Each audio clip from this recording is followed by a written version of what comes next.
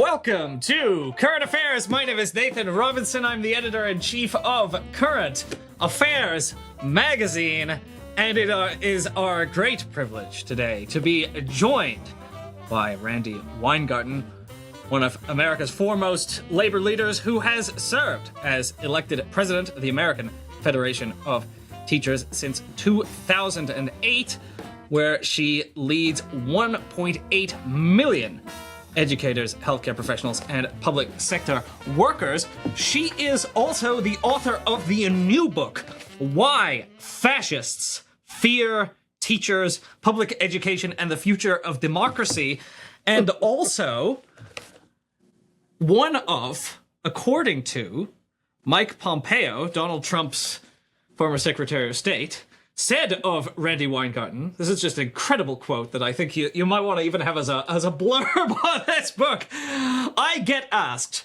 who's the most dangerous person in the world? Is it Chairman Kim?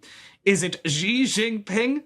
The most dangerous person in the world is Randi Weingarten.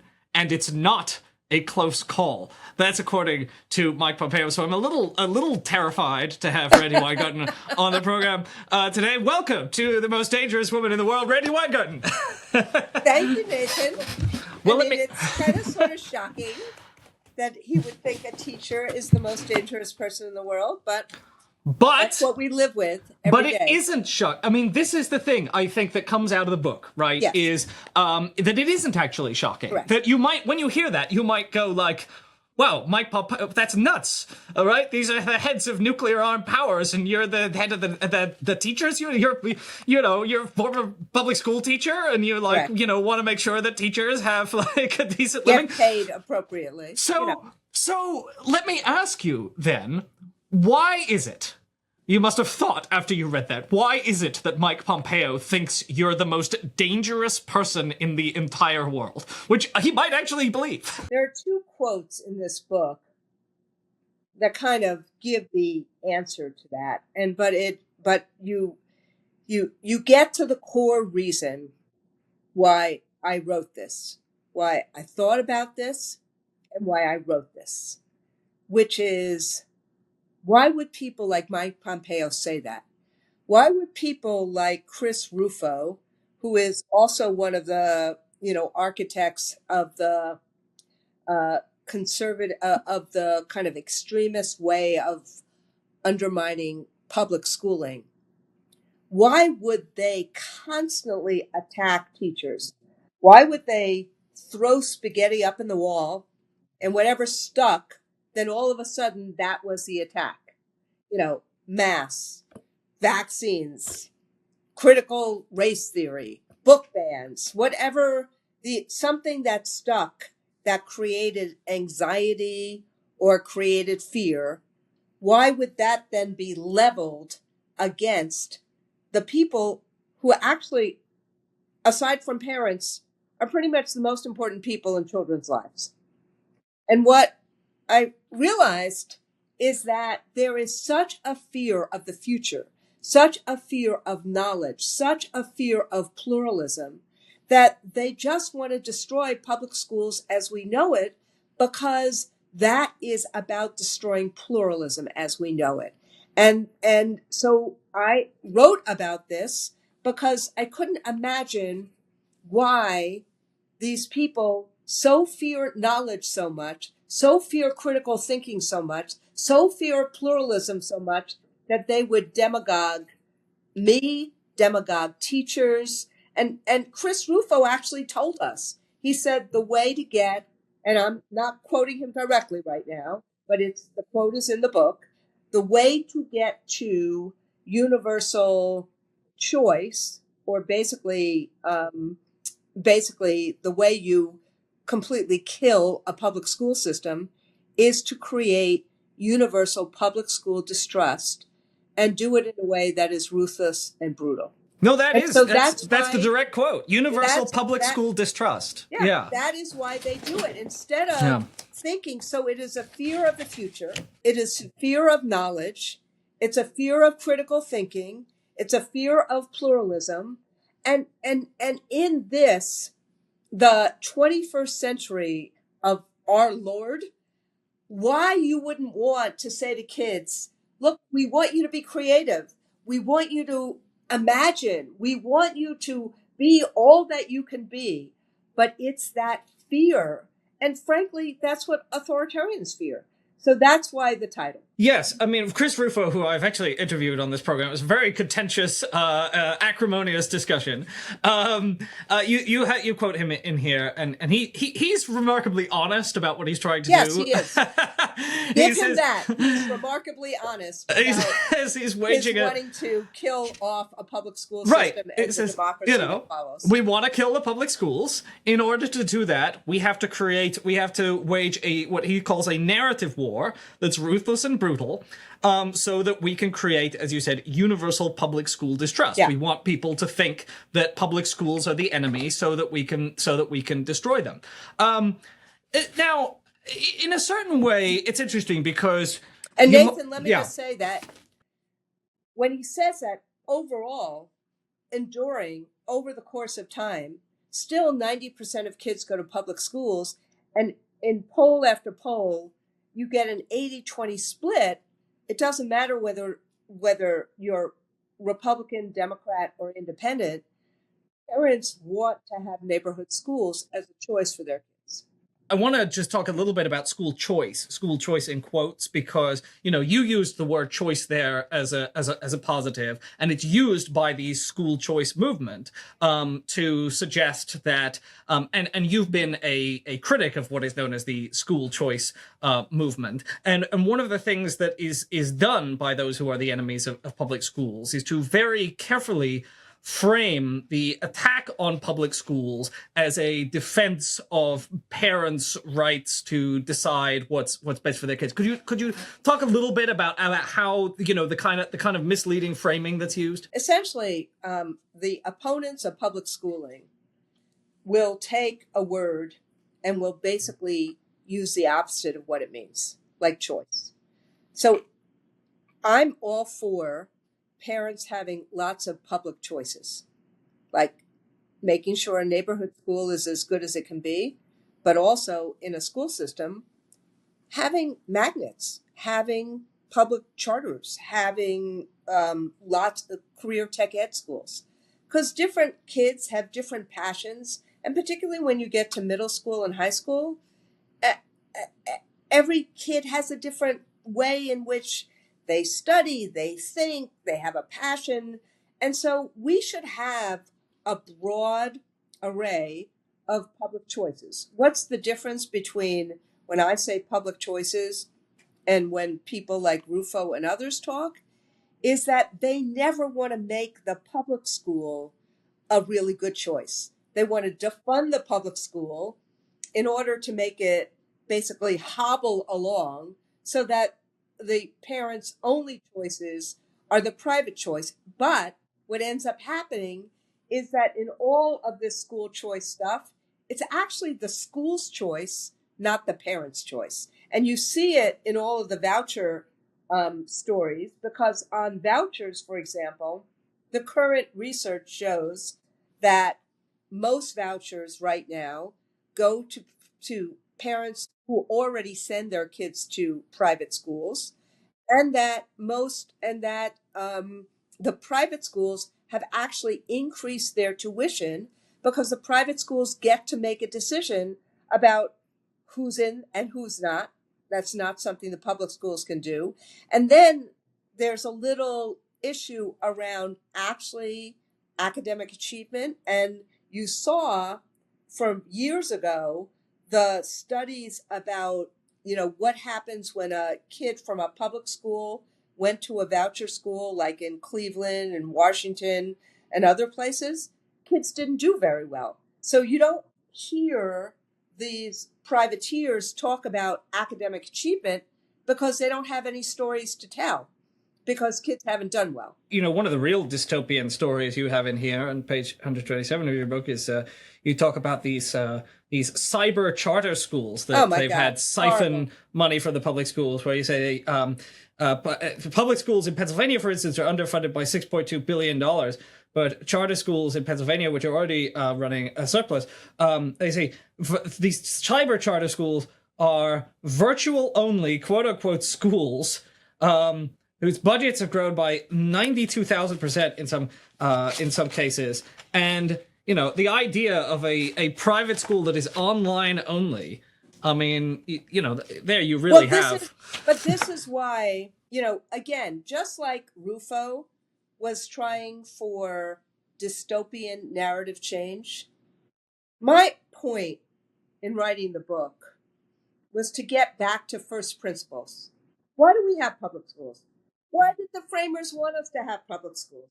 Why do we want all kids to actually know how to read, write, and I would argue critically think, be empathetic, know how to deal with each other, cooperatively, work with each other in teams, have resilience? Why is it that we teach all of this? Because in America, we want a society that actually works together. And we want kids to actually be able to not only live together, but have the skills and knowledge to pursue their dreams. And one more thing, that after Brown versus Board of Education, what a shock, we wanted this for all kids in an equal way. And the choice, that what you're seeing from the extremist groups is that this word choice in education started in the aftermath of Brown, when we said every single child is entitled to opportunity. I mean, what you're saying there, though, does get us to one of the kind of core takeaways that I had from the book, which is that, yes, when you see Mike Pompeo call you the most dangerous person in the world, and when you see, this is a quote I'd never seen before, in 2004, Bush's Secretary of Education calling the National Education Association a terrorist organization. Right. I mean, when you see this, you might think, but public schools are so innocuous, they're so inoffensive, they're so harmless. But actually, one of the takeaways is that the fascists are not wrong to fear. It's not so much, I mean, you might say, well, they're crazy, they're paranoid. But what you point out is there is something radical. There is something radically democratic, radically egalitarian, a radical threat to the ideology of people who want the world to be ruled by a small group of elites.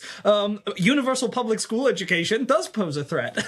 Correct. I mean, but it poses a threat in only the most democratic of democratic ways. It poses the threat the way American democracy poses a threat to dictators abroad. Yes. Because what American democracy was about, that's why I spend so much time talking about the founders, because what American democracy does is it says that we are all entitled to a rich education so that we can take that opportunity and soar with it. What could be better than that? What could be more patriotic than that? Well, I as I was reading your book, I remembered there's a quote from the conservative philosopher Roger Scruton in his book *The Meaning of Conservatism*, where there's a kind of interesting admission in this book, which is he says there's a natural instinct in unthinking people who, tolerant of the burdens that life lays on them, and unwilling to lodge blame where they seek no remedy, seek fulfillment in the world as it is, to accept and endorse through their actions the institutions and practices to which they're born.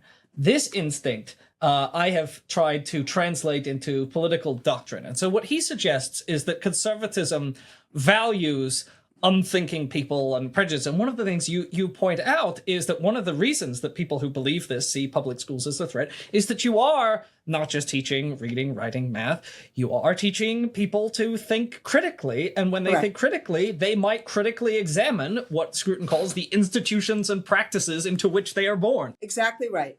And if you want a society to actually wrestle with its future, and if you want a society to imagine a better future, which is what every single school teacher, when a class walks into every teacher, I don't care if you're teaching kindergarten, first grade, or me who taught 11th graders, what your hope as a school teacher is that you create a lot of hope and opportunity for your kids, that they start having the agency, the engagement to soar. That is that clearly authoritarians hate that because they want control of people, the way in which people think, and they want control in the way in which people act. And what we do as teachers, I mean, I have no idea how many of my kids at Clare Barton High School, what their political ideology is right now. I have no idea. My job was to actually teach them how to think. My job was to actually help them learn the questions. Like, think about AI prompts right now. Everybody's thinking, okay, the most I'd important rather thing not with think AI about them. is what the prompt is. Yes, the most important thing is figuring out what the question is. Yeah. I mean, that's what we do as school teachers. Yeah. It is rather incredible that the right has managed to turn teachers and teachers unions into villains, because I mean the right always depends on this kind of rotating cast of villains Right. who are going to destroy Western civilization as we know it, whether it's immigrants or trans people or whatever. There's a lot, or the Chinese or etc. But to do it with teachers is really kind of amazing, because teachers are kind of infamously underpaid and overworked. It's really, really hard to be a teacher. You only go into teaching if you really, really love teaching. You don't go into it for... Well, if you really, really, really love kids. Yes, kids, It's really, if you really love kids. Because you've got a...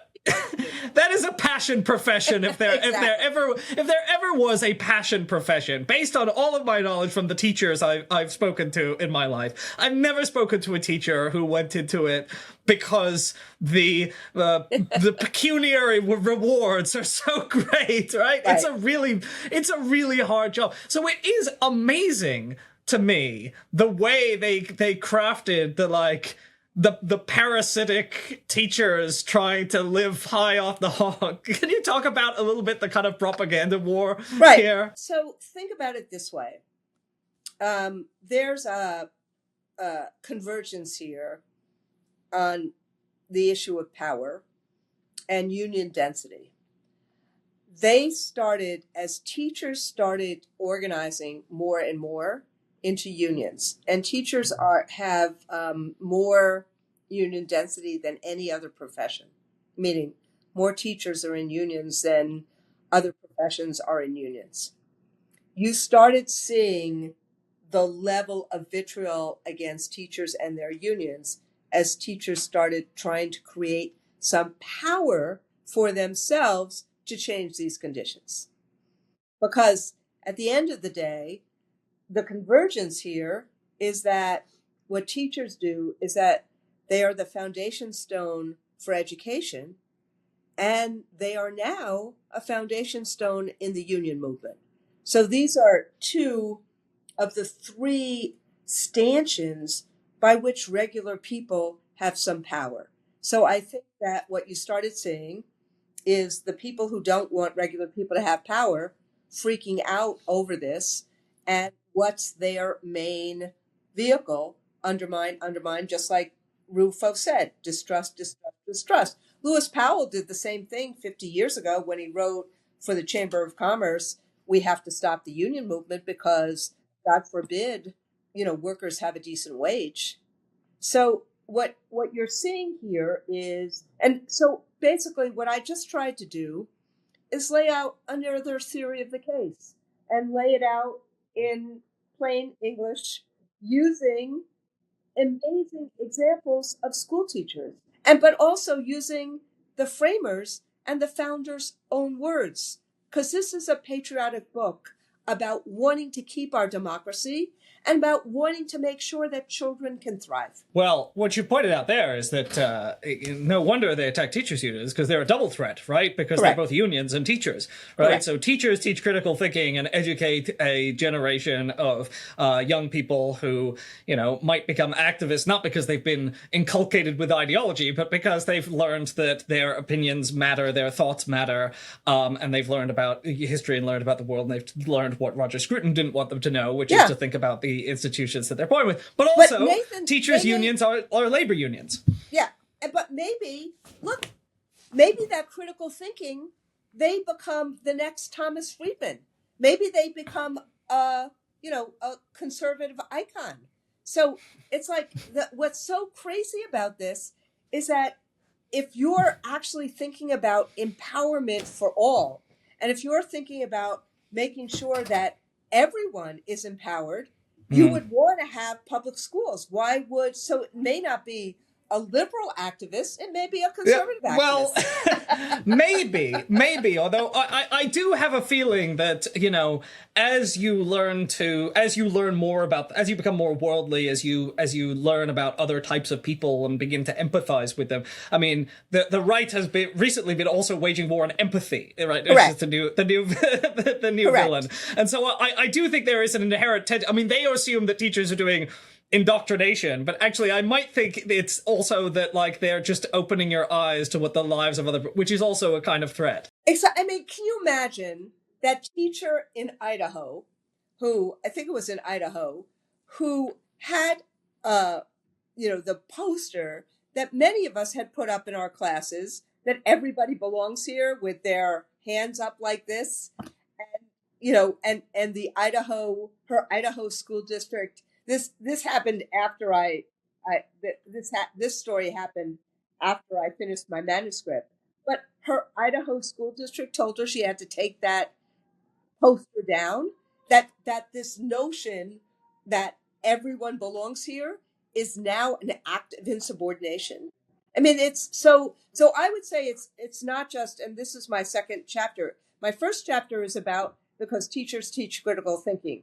The second chapter is because we try to create a welcoming and safe environment. So we try to be the ones who really create safety, create empathy, have a sense that people can talk to each other. They're fearful about that too. I mean, why would you actually be fearful about social emotional learning? Why would you be fearful about people getting to know each other and liking each other, regardless of what their ideological positions are? But there is a way in which that poster that says everyone belongs, you might say, well, that's not a political act. But it is a political statement, because it is the antithesis of what MAGA politics say, which is at the core of the Trump ideological project is, no, that's not, is a rejection of that. Everyone doesn't belong here. So that's not true. We don't accept that. Yeah. They don't accept that everyone belongs here. So in making what seems like an innocuous statement becomes a kind of radical statement in an environment where people are trying to force us to reject these ideas, like, you know, everyone is created equal, immigrants, trans people, their humanity matters. I think you're clearly right, but if you look at it from a teacher's perspective, we have an obligation to every single child in our classroom. We have an obligation. When a child walks into a classroom, or a young adult walks into a classroom, our obligation is to make them feel safe and welcome, and to help them soar, regardless. And so you're right. Public schooling is kind of antithetical to this new kind of hierarchical view. It's not new, but in the era post the 1965 civil rights laws, we thought we were on a trajectory in America to a multiracial, multi-ethnic democracy. And I think the war that we're having right now is one that says who actually matters in America, but teachers have to make every single one of their kids matter. And that's why the behavior, authoritarians and fascists and others are very much hate that. It's just so funny to me reading the book, because I think on the one hand, when I see the Mike Pompeo stuff, as I say, I'm like, that's crazy. And then I'm like, well, you're also kind of making his case for him, because it's like, yes, you're right. To you, Randi Weingarten is the most dangerous person, because, like, a teachers' union, what do teachers do?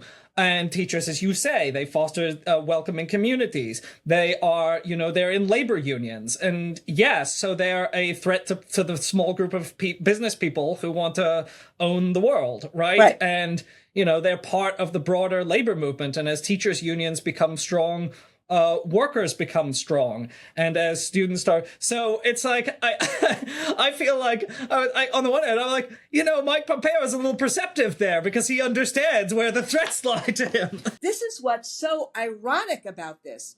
If you listen to anything that the framers said, if you listen to what the suffragists said, if you listen to what the abolitionists said, if you listen to any of the iconic voices of American democracy, they are saying what I am saying.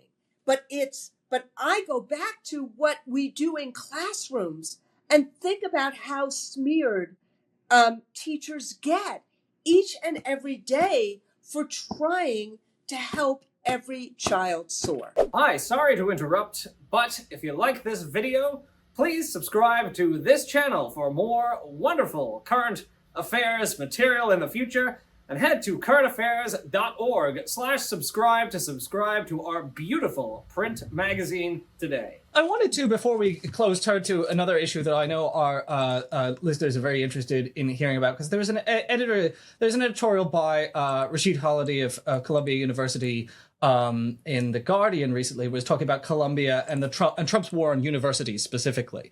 We've been talking a lot about the war on public school education, charter schools, and he's talking about the Trump administration is now trying to coerce universities into making deals, essentially, and a lot of that is under the guise of the Trump administration fighting anti-Semitism. And you are obviously one of America's most prominent Jewish leaders, as well as one of the most prominent labor leaders. And Khalidi writes that what is going on is an effort by the Trump administration to silence pro-Palestine activism and to basically coerce universities into disciplining their faculty members and their students. And he says many of those faculty members who are about to be deprived of academic freedom and faculty governance are themselves Jewish. Indeed, some are Israelis. If it were ever about discrimination, the university would have taken action against the ceaseless harassment of Palestinian, Arab, and Muslim students instead of endorsing and enabling it. I wondered if you could comment on that, because there's another case of this authoritarian government really going after educators. There's always a seed of truth in any conflict that one has. So let's just say, as someone who is Jewish and also the head of the largest higher ed union, you can imagine how much I have been dealing with these issues over the course of the last couple of years, particularly after the October 7th Hamas attack on Israel. So the Trump administration is weaponizing what are sometimes very legitimate issues over anti-Semitism, meaning what you saw at Columbia University is that some Jewish kids, and Columbia has maybe some of the largest percentage of Jews going to that university of any other university in America, Jewish kids felt unsafe on campus. And very little was done to stop that from happening. That was a bad thing. What you don't do is you don't take away research grants or other kinds of grants in trying to stop that. You actually try to stop the behavior. There's a way of doing it. We have the civil rights laws, and there's ways of doing it. But what Trump did was he tried to basically bankrupt the institution, take away all sorts of other things to actually stop the institution from doing what it should be as an institution. And instead of actually dealing with the issue of how do Jewish kids feel safe on campus, they tried to take away academic freedom, and that freedom which is what makes a university a university. So the weaponization, the ends, the means and the ends were not in sync with one another. What should have happened on Columbia's campus is that when Jewish kids didn't feel safe, they should have had a code of conduct to deal with making sure that Jewish kids felt safe. But you have to basically make people feel welcome and safe on a campus. You have to deal with hate. And there was a lot of Islamic hate and Jewish hate. And you have to also protect academic freedom and the right for free expression. You have to do all three of those things. But in the guise of wanting to keep Jewish kids safe, what the administration has done is basically throttle academic freedom, and that's wrong. I wonder if you could also comment on this week we saw the news So that's why, that... let me just say, Nathan, that's Yeah. why when I said there's a little seed of truth, because Yeah. Jewish kids didn't feel safe on campus. Mhm. When somebody says to a Jewish kid, you should die, that's anti-Semitism. And that has to be dealt with. Yeah, which I think we can all agree that explicit anti-Semitism is revolting. And let me ask you But this. you don't take away Right. the research grants, the principle from of the academic medical freedom school for that, and you don't throttle academic freedom. And there's been a lot of pressure on labor unions to comment on and condemn the horror in Gaza. I'm sure you felt that pressure yourself. This week we had the news that I believe the president of J Street came out and said he believed that Israel would eventually be found in violation of the Genocide Convention. And we also saw this week B'Tselem and Physicians for Human Rights Israel joining with Oxfam, Doctors Without Borders, Amnesty, Human Rights Watch to say that they believe there's a genocide there. Obviously, there's an educational component of that. People have called it Scholasticide, which is the destruction of all the universities and high schools in Gaza. I wondered if, we actually did a fundraiser for an era in using, we have taken the position over and over again, and we spent a lot of time within our own union.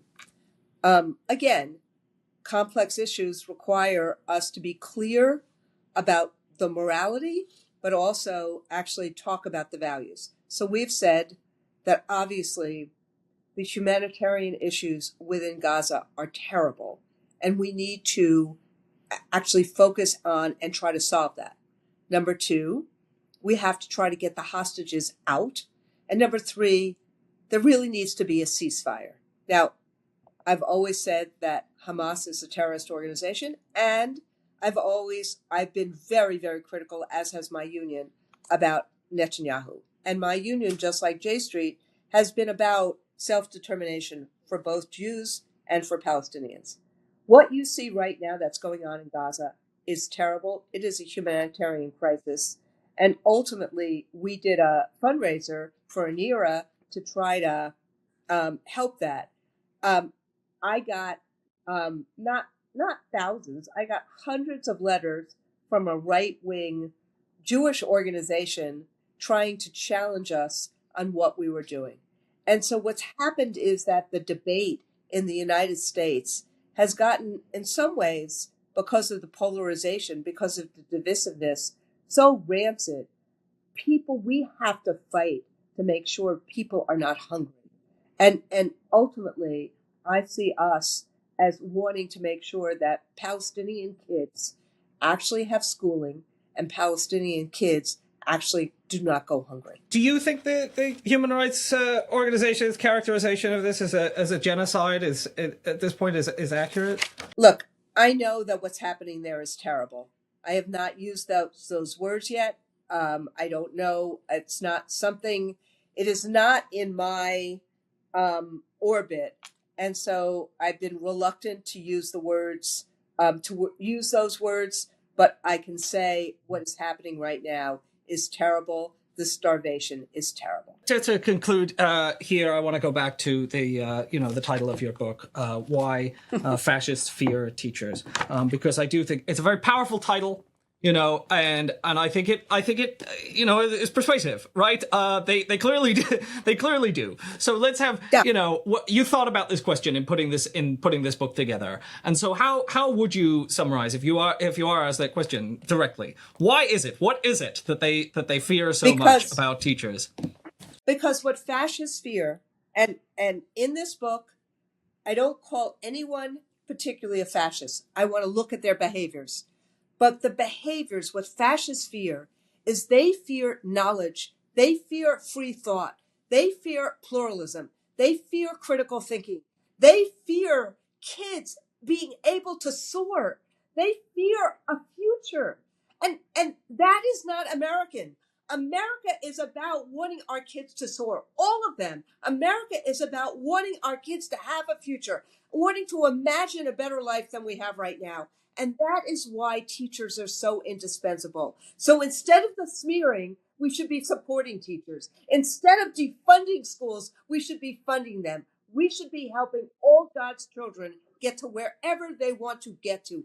That should be our American value. Well, the book is a very powerful statement of that position, a very powerful defense of public schooling against attacks by not just fascists, but uber capitalists, authoritarians of all stripes. You go through some of the history of teacher resistance to Nazism and other forms of oppression. Teachers' unions have often been at the forefront of popular resistance movements. Most dangerous person in America, officially, according to the Secretary of State, or former Secretary of State himself, Mike Pompeo. Randi Weingarten, thank you so much for joining us on Current Affairs today. Thank you, Nathan. Thanks for watching. This video is a product of Current Affairs magazine, the country's leading independent left print magazine based here in New Orleans, Louisiana. Go to currentaffairs.org to find out more about us, and currentaffairs.org/subscribe to subscribe to our absolutely gorgeous bi-monthly print edition. Get it in your mailbox. You can also subscribe to the Current Affairs News Briefing, the Current Affairs podcast, or you can subscribe to our digital edition.